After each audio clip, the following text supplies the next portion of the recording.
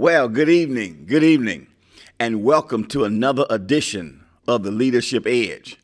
And I'm your host, Dr. P. Ronald Wilder. This podcast, The Leadership Edge, is dedicated to leadership, to all things leadership. We talk about leadership. We want to help you, give you some nuggets and some points and principles that will give you the edge you need in your leadership repertoire. It's our desire to help make you better, be more effective, and to function at a higher level of proficiency and productivity. That's what the Leadership Edge is all about. Hey, I thank you for tuning in. Hope you've had a wonderful day. Hope you've had a great Tuesday. Hey, it's Thanksgiving week, Thanksgiving in a couple of days, and a time when we get together with family and dine over the table over great food, turkey and macaroni cheese and dressing and all those things. And hey, listen, let me just stop and just say to all you that are tuned in, happy Thanksgiving. I trust that with all the stuff that's going on in our world, in our country, all the stuff that's happening, the government's finally opened back up, so that's going to make things a lot better for many people. But I know everything is not perfect, everything is not the way you want it. But even in this time of Thanksgiving, there's still things we can find to be thankful for, to thank God for. So don't allow your circumstances, though they may be a little challenging, and your situations to rob you of the moment. To just say, hey, I'm gonna set all that aside. It don't exist for just a brief moment, and I'm going to enjoy this day with my family, and I'm going to give God thanks because it could have been worse. And there was a song some years ago, amen, by the Hawkins family called Be Grateful. And it said, why? Because no matter how bad it is, somebody's worse off than you. And so no matter how bad your situation is, trust me, there's somebody worse off than you. So go ahead, enjoy the week. Give God thanks, give him praise. Amen. You're above ground. You on top of the lilies, and that's better than the alternative. If you ain't got nothing else to give thanks for, you can at least give thanks for that. So hey, thanks for tuning in. Now listen, do me a favor as you view this podcast. Don't forget to hit the share, hit the like button, hit the follow. Amen. Hit the subscribe button on YouTube. Subscribe to BGTV Studios. But mainly, I want you and make sure you comment during the podcast.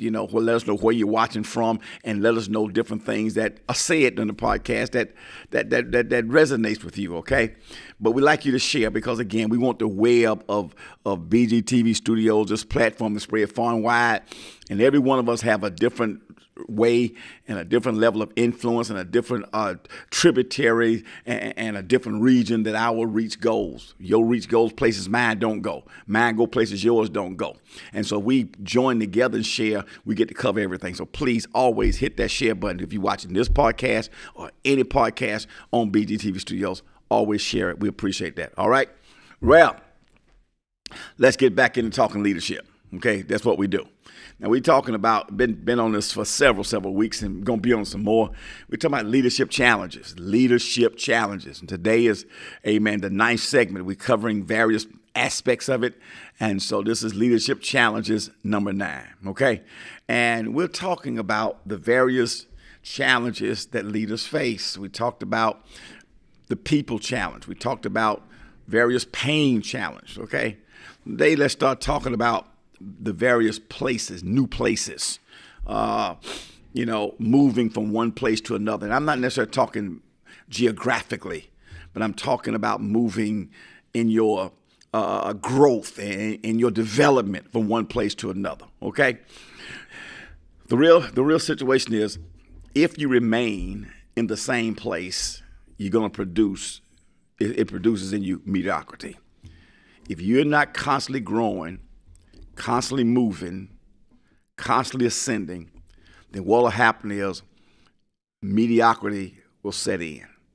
You won't produce excellence. You won't produce high-level things. You'll begin to produce mediocrity. So how do I move to a new place? How do I get to a new place? Well, there are 3 things that I will talk about that help you move to a new place, or required to go to a new place. Because think about it. Again, here we are, late November. We're right now at late November, Thanksgiving this week. So that means we got basically another few days in November. And then we got December, and guess what? We're into a new year. So basically we got maybe 5 weeks. Give it 40 days, maybe 35 days, 37 days, and we're in a new year, okay? And so everyone goes into a new year with great intensity and energy because this is going to be a great year. You look at all the things that didn't happen in the previous year, and we're going to overcome those, and that's a good standard to take, a good way to go, okay? And so we want to go to new places in this new year. We don't want to stay. I don't want to remain in 26 in the places I was in 25. Not necessarily, and in every case, it doesn't mean that where I was in 25 is bad.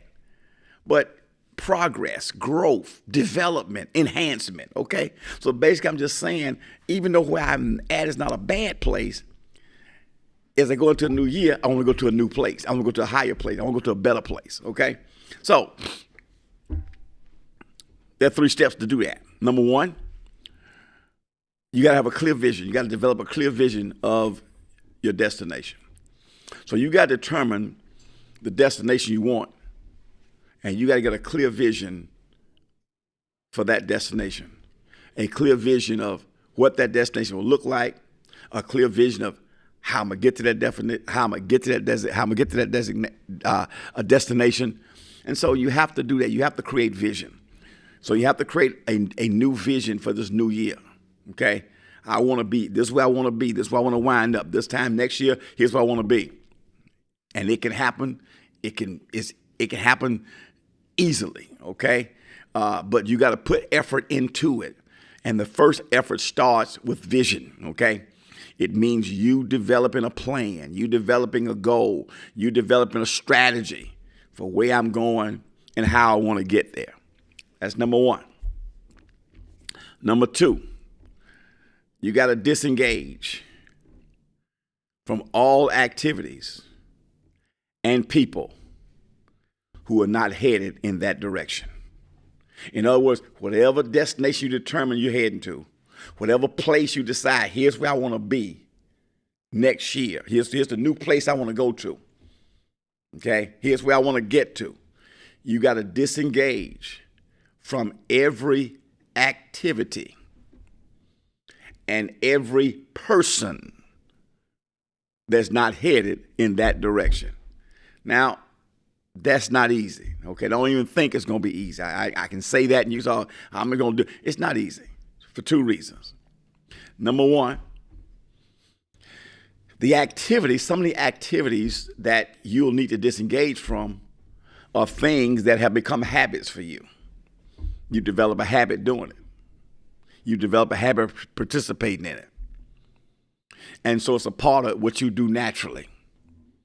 So to break off from that is painful because you're going to stop doing something that a part of you still craves. Okay?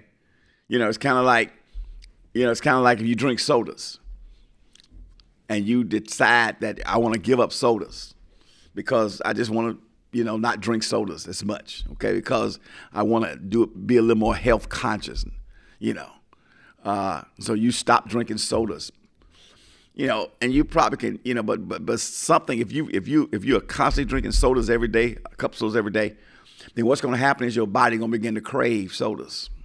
Why? Because you're trying to disengage from it. And in some cases, it'll almost be like an alcoholic trying to give up alcohol.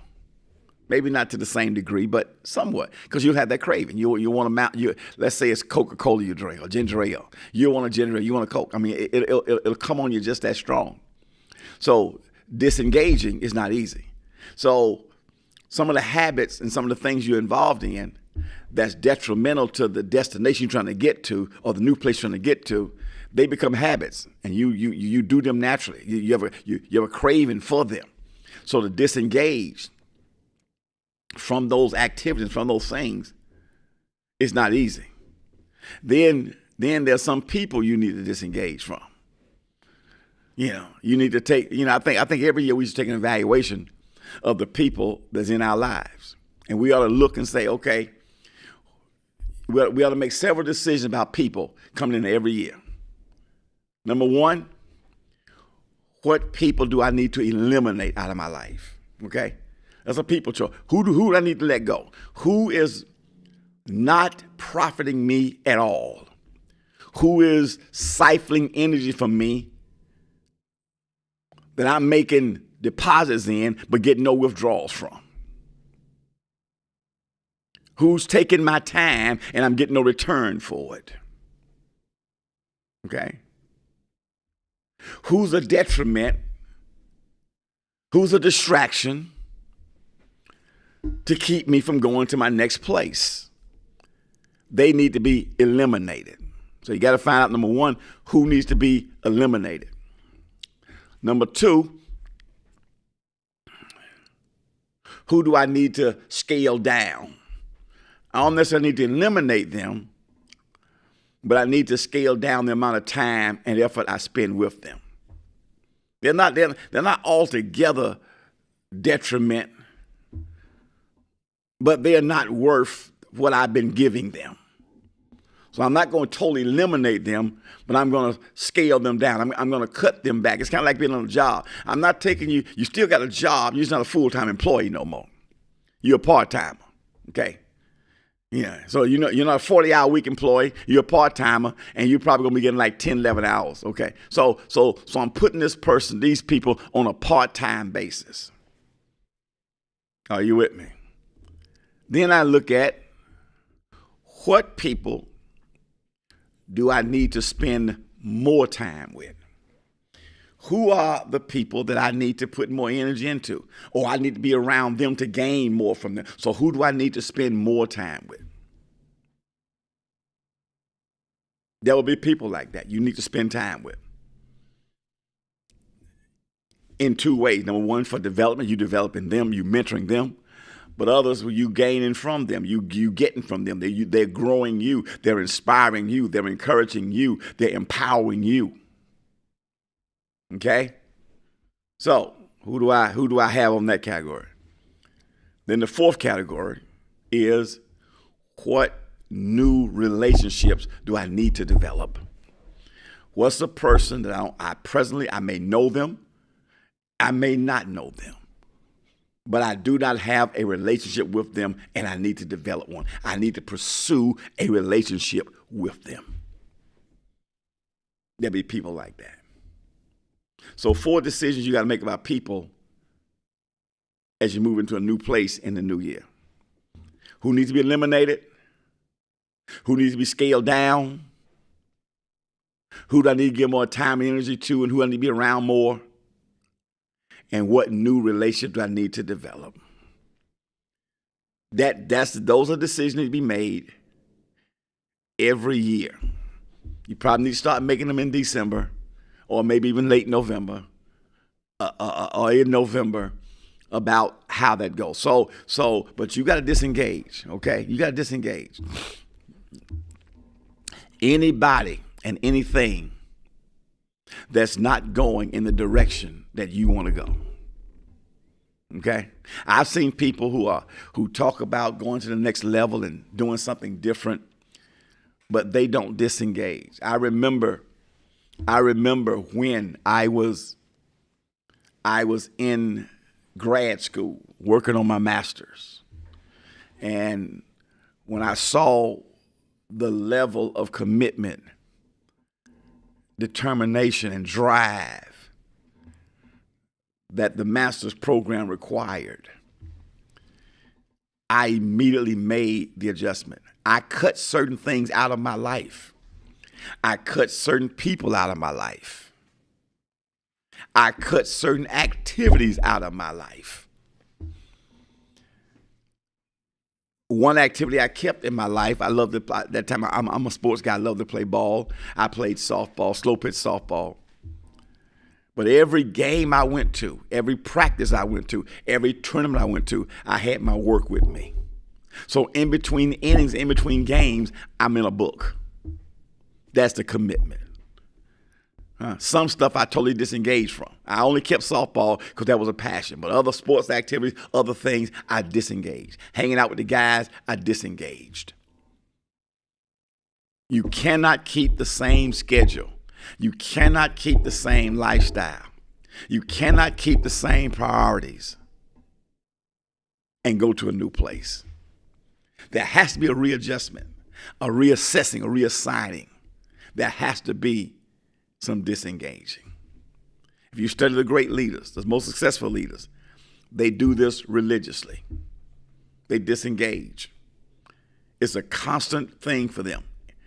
They're constantly disengaging as the situations require it, and their growth require it, and their new place they want to go require it. I've talked to leaders before and people before trying to accomplish things and talk about this, and they can't make the adjustment. They love what they do too much. They love what they do more than they love where they want to go. I'll say it again. They talk about going to the next level. They talk about going to the next place, but they really don't love it because they love what they do more than that. Because they love what they do more than where they want to go. Therefore, they can't give up what they do, so they sacrifice where they want to go. And when they don't get where they want to go, and it comes back in their face, now they got to figure out, why didn't I get there? What went wrong? And they start putting fault on other people. No, you have to disengage. You have to let go. You have to make the decisions. Listen, there is no goal without sacrifice. There is no championship without sacrifice. There is no greatness without sacrifice and discipline. And part of discipline is being able to disengage. I like movies. If you've been around me any period of time, you've been in my church, you watch me preach, you know I always use scenes from movies to illustrate points. I love it. I love it. I love it. And I love movies. I like good movies. I love different types of movies. I'm not going to get into all that now. But one of my, matter of fact, I've been in the process the last couple of months of writing my top 25 of all time list, my top 25 favorite movies of all time. Okay. And one of the movies that's on that list is a movie called Heat, starring Robert De Niro and Al Pacino. Great movie. It's a crime movie about criminal activity and all of that. Robert De Niro is a high level criminal who takes scores and do jobs for people. Al Pacino is the police detective trying to run him down. And they only have one scene, well, the one scene in the movie where they are together. You got these two great actors, two of my favorite actors. Al Pacino is probably my favorite actor. And De Niro be in my top 5. Okay, but I would have De Niro. I would have Pacino at my top, even over Denzel. Everybody, I like Denzel, but Pacino is my favorite. Okay, and so you got these two Oscar winners in a coffee shop scene, and they're talking, right? And Pacino is talking about how bad his marriage is. I'm making a point how bad his life as a marriage is, and because he spends he's in his third marriage, and he says it's all bad because I spend all my time chasing bad guys like you. And so De Niro looks at him and says, listen, he says, if you gotta move, if you after me, and you chasing me, and you got to move when I move, how you plan on keeping a marriage together? And De Niro and Pacino says, yeah, that's a good point. He said, what are you, a monk? He said, no, I got a woman. He said, what do you tell her? He said, I tell her I'm a salesman. He said, so how do you keep it together? He says, well, he said, a guy told me once,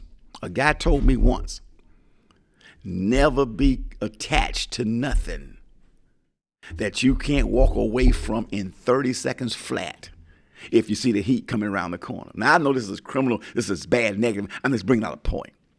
He says, never be attached to nothing you can't walk away from in 30 seconds flat if you see the heat coming around the corner.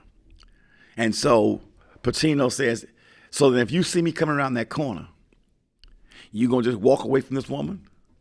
Not say bye, just leave? And De Niro says, that's the discipline, or else I need to be doing something else. Powerful statement. It's a criminal negative thing, but he gets a point. He has a commitment to what he does.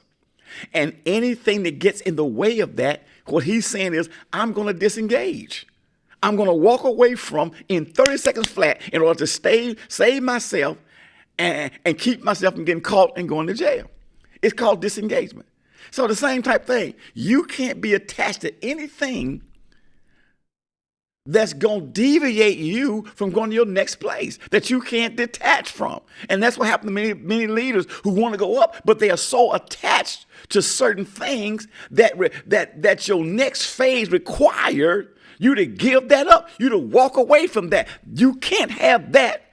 You can't have that and this both. And they can't disengage. They can't disengage, okay? And the third thing is my time is going out. The second was you disengage. But the third thing is now you connect with people who are already doing what you're trying to do. So you're trying to get to a certain place. Now you got to connect with people who are already there. And they will show you how to get there. They'll show you the mindset you need to be there. They'll show you the discipline and the things you got to do to get there and to stay there and to thrive there. Okay? So whereas you disengaging in one place, you connecting in another place. Okay? So I'm not just disengaging and leaving that slot empty. I'm going to disengage, and now I'm going to connect with people and activities that's already doing and already at my desired destination. So in other words, wherever I'm trying to go, if I'm trying to go to level 5, I'm going to connect with people already at level 5 or level 6.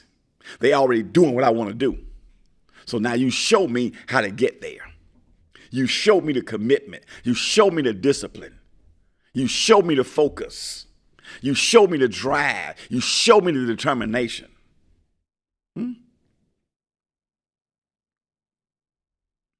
You can't remain static if you want to be moving, all right? So 3 things. Number 1, develop a clear vision of where you want to go, what your destination is. Number 2, disengage. We talk more about that than anything because that's what people really have major problems at. Disengage, disconnect with everything that goes against or not going in the same direction where you're going. Then after you disengage, you got to connect with people and activities. Activities may mean going to conferences. It may mean going to trainings. It may be going to various events. You just got to get in a different environment. You got to get in an environment of where you want to be. Okay? And see how they function at that level. Listen, time is up. Thank you for yours. We'll pick up on this on next week. Okay? And the third thing, you got to connect with people that's already there. Now, listen. Don't forget to stop by my website, www.pronaldwilder.com. It's on the screen there for you. That's my personal website. There you can get my book, The ABCs of Leadership. Also, you can go to my shop page. On my shop page, you'll find all my leadership teachings that I've added there. Over 30 particular leadership teachings. You can download them to your device, and they'll be a blessing to you. The Best Buy, you'll find a bundle package on there. It's a jump drive. It's a thumb drive. Looks like this. It has every leadership teachings on that shop page on here. You just put in your device and you can listen to it, download it, and always have me. And you can get this for less than half of what if you bought all of those. So this is your Best Buy. Pick up the bundle package, okay? Before I go, the last thing I want to say to you is I thank God for BGTV Studios. I thank God for Brad and the leadership here at BGTV Studios and United Voices. Listen, this is good ground. And they don't have no big sponsors behind it. Nobody dropping large dollars. We depend totally on the free will giving of God's people like you. I want to admonish you to pray about becoming a partner with BGTV Studios, a monthly partner where you're giving something monthly. If you can't do that, then give a good one-time gift. The ways to give are going to pop on the screen for you right now. You can QR code and scan those. You can go to the website. You can Venmo and you can Cash App. But do that. Become a one-time giver, a good gift, or become a partner. 100% of what you give goes to the BGT Studios. We, the podcasters, get none of it. We don't share in it. This is strictly a supporter ran operation, and so everything you give goes to BGTV Studios. You'll be blessed. This is good ground. Listen, my time is up. See you next week. Until then, first of all, happy Thanksgiving. And this is P. Ronald Wilder reminding you that leaders lead and leadership matters. I'll see you next week. Happy Thanksgiving. God bless you.